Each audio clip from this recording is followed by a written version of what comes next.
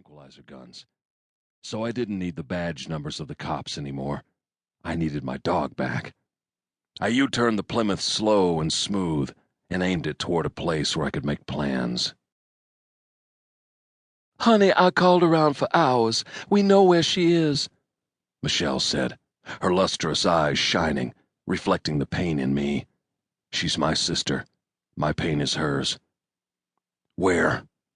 "The new shelter, the one in Hunters Point just across the river, in Long Island City." Yeah, I heard about it. It's private, right?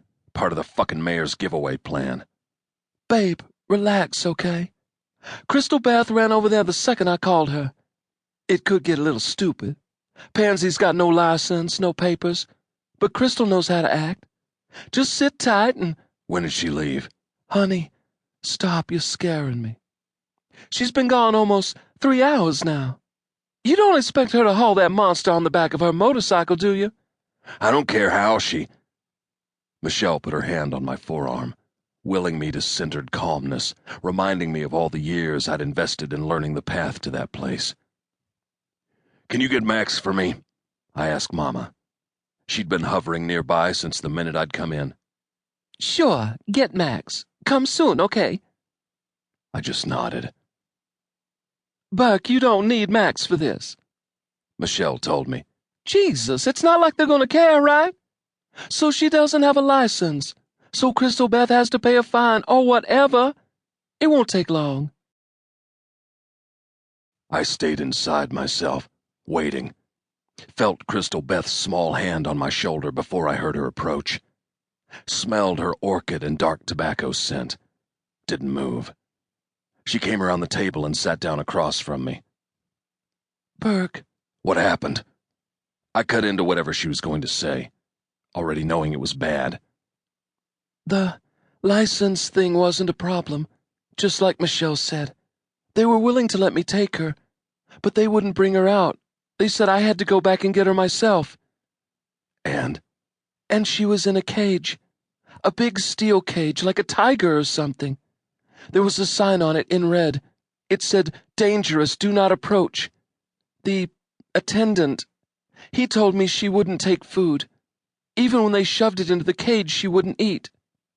He warned me not to come near her, but I did anyway, and she—" What? "She tried to kill me. She lunged at the bars, snarling and snapping her teeth, and—" They don't know the word, I said, half to myself. I had poison-proofed Pansy when she was still small. Unless you said the right word, she wouldn't touch food, no matter how hungry she was. I had a friend who ran a little auto parts joint. He had a shepherd, a real nice one. He used the dog to guard the place at night so nobody could help themselves. Some degenerate tossed a strychnine-laced stake over the fence. When the dog helped himself, he died, in pain. I'd trained Pansy so that would never happen to her, and I should have known she wouldn't walk out with anyone but me. They try and get dogs adopted at the shelter. If they can't, they gas them. Who is going to adopt a 16-year-old, 150-pound monster who could bite the top off a fire hydrant? But Pansy wasn't going to wait to be gassed. She'd loyal herself to death first. Not a chance. I owed her at least what I'd always promised myself, that I wouldn't die caged. Michelle, go find the prof for me, I told her. A few hours later, I was with a piece of my family, waiting on the rest. I can't scam her out, I told the women. I mean, I could go there myself and she'd come with me. But if I show up, the cops know where they got her from, and they might be expecting that. I'm surprised they didn't try and follow Crystal Beth. "I was on my bike, honey," Crystal Beth said, her face calm with assurance. I knew what she was telling me.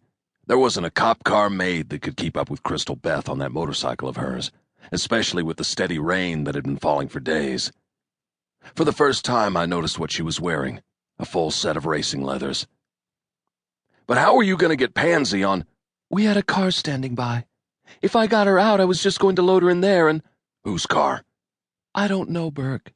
The mole lent it to us. Some big dark thing. He made me a new license plate for my scooter, too.